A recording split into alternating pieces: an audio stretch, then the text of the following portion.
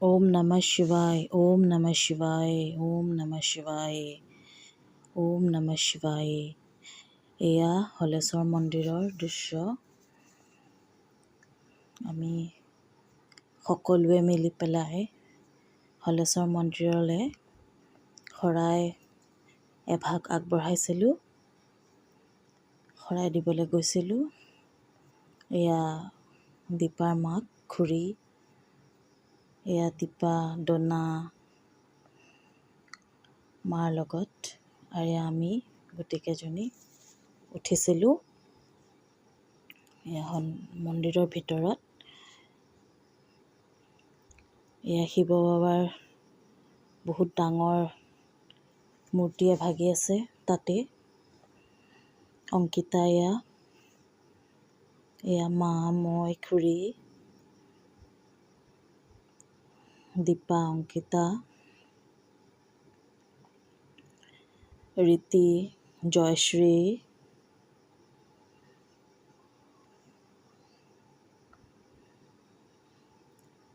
এয়া আমি চবেই মন্দিৰৰ বাহিৰত ফটো উঠিছিলোঁ। এয়া প্ৰসাদ দিয়াৰ সময়ত আছিলে। এয়া মন্দিৰৰ ভিতৰত সকলোৱে মিলি পেলাই ফটো উঠা পৰ্ব চলি আছিলে।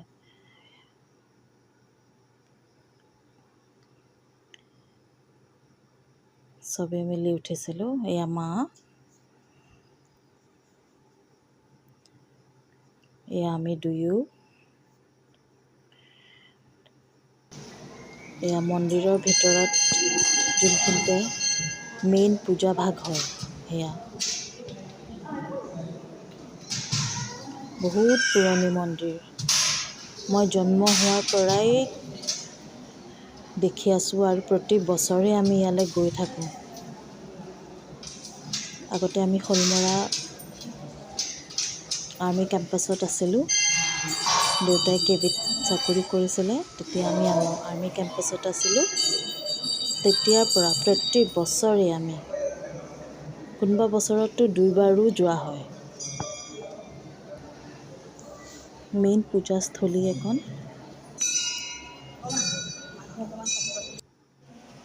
এয়া শনি মন্দিৰ, ভিতৰতে শনি দেৱতা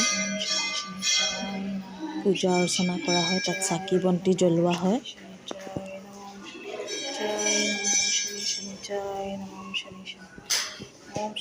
চবে তাত চাকি জ্বলাই আছে।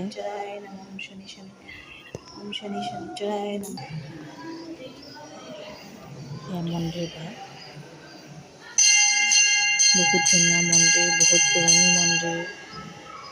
আমি খুব মানো। মই নাই দিয়া, ল'ৰা আহিলে মই জ্বলাম। শনি মন্দিৰৰ ওচৰতে হনুমান মন্দিৰো আছে লগতে। তাত এনেধৰণে চাকি জ্বলাব পাৰি। চাকি জ্বলাই চবেই, আমিও জ্বলাইছিলোঁ তাত চাকি। তাৰপিছত এয়া বিশ্বকৰ্মা বাবা, তেওঁৰ চৰণতো চবেই চাকি জ্বলায় এনেকৈ। জ্বলাম ভাল লাগে।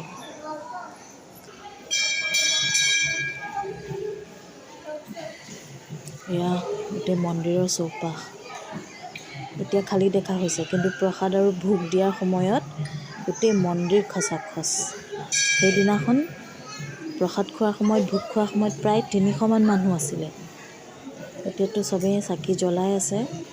2টা-2:30লৈকে মানুহ আহিয়েই থাকে, চাকি জ্বলায়েই থাকে। ইমান ভিৰ হয়। মাঘত বহুত বেছি ভিৰ হয়, বহিব ঠাই নহয় মাঘত। আমি যোৱা দিনাখনো প্ৰায় 300মান মানুহেই হৈছিলে। এই গণেশ মন্দিৰ। মুঠতে ইয়ালৈ গ'লে আমি শিৱ বাবাৰ লগতে শনি মন্দিৰ, হনুমান মন্দিৰ, বিশ্বকৰ্মা বাবা মন্দিৰ আৰু গণেশ বাবা চবকে পূজা অৰ্চনা কৰিব পাৰোঁ। বৰ ভাল লাগে। এয়া গোটেই চৌপাশটো মন্দিৰৰ। जय भोलेनाथ, जय भोलेनाथ। ओम नमः शिवाय, ओम नमः शिवाय, ओम नमः शिवाय, ओम नमः शिवाय।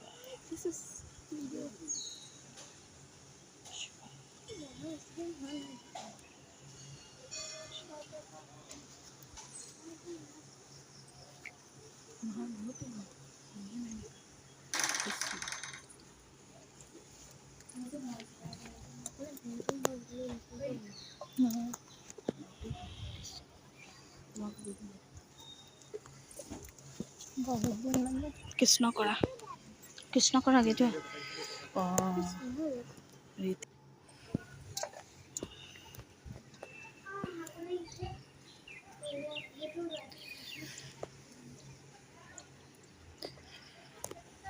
এইটো পুখুৰী, বহুত ধুনীয়া এটা ডাঙৰ পুখুৰী, বহুত ধুনীয়া পুখুৰী। এইটো পুখুৰীৰ মাজতে আছে শিৱ বাবাৰ বৰ ধুনীয়া ডাঙৰ মূৰ্তি এভাগ আছে। বৰ ভাল লাগে দেখি পেলাই, মনত একেবাৰে ভক্তি উপজি যায়। চাওকচোন কি ধুনীয়া, একদম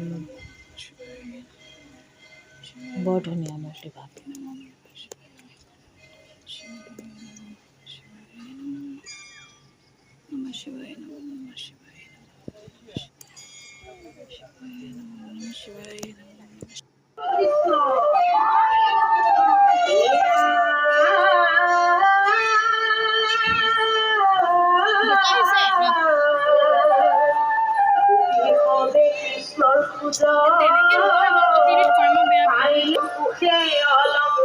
এয়া আমাৰ নয়ন ভিনদেউ আহিছে।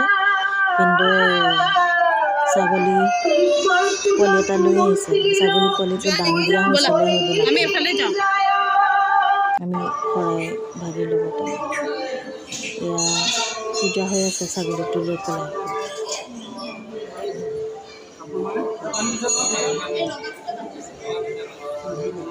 মোৰ হৈ পেলাই মায়ে ছাগলী ভাত দান দিছিলে।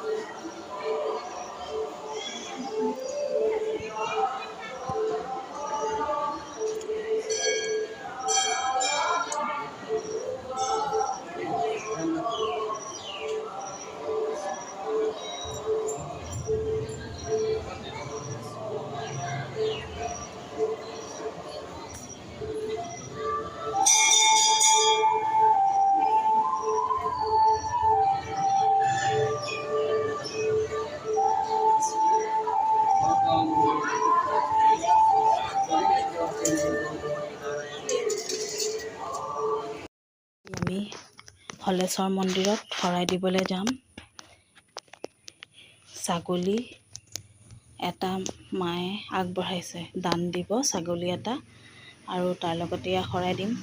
চাওক, শৰাই দিবলৈ এয়া আমি পানী বটল লৈছোঁ। এয়া চাহ খাবলৈ মায়ে পুচি পিঠা বনাই লৈছে, মই দেখাই আছোঁ। এয়া চাওক, পুচি পিঠা। চাহ খাবলৈ মায়ে পুচি পিঠা বনাই লৈছে। এয়া চাহ লৈছোঁ ফ্লাক্সত, চাহ, তামোল পাণ কাটি লৈছোঁ। এইবিলাক চব বস্তু শৰাইৰ কাৰণে। এয়া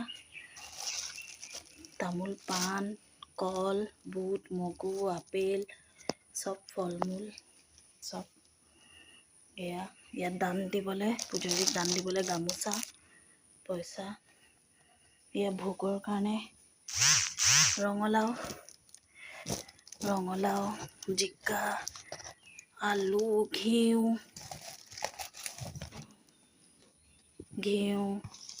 পাঁচফোৰণ, ঢেৰ কিবা কিবি ইয়াত আছে। ইয়াত আছে আৰু ঢেৰ কিবা কিবি আছে ইয়াত। ইয়াত ভোগৰ কাৰণে এয়া। তাৰপিছত এয়া কলপাত কাটি লৈছে মায়ে। আকৌ এয়া তেল, ধূপ,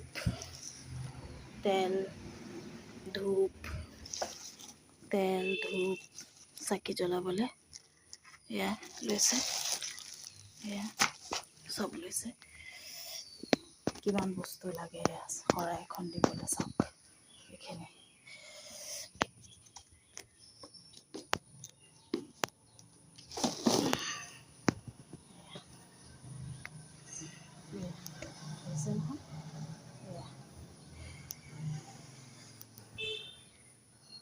টোটেল 6টা বেগ হৈছে, সৰু সুৰা মিলাই 6টা বেগ হৈছে।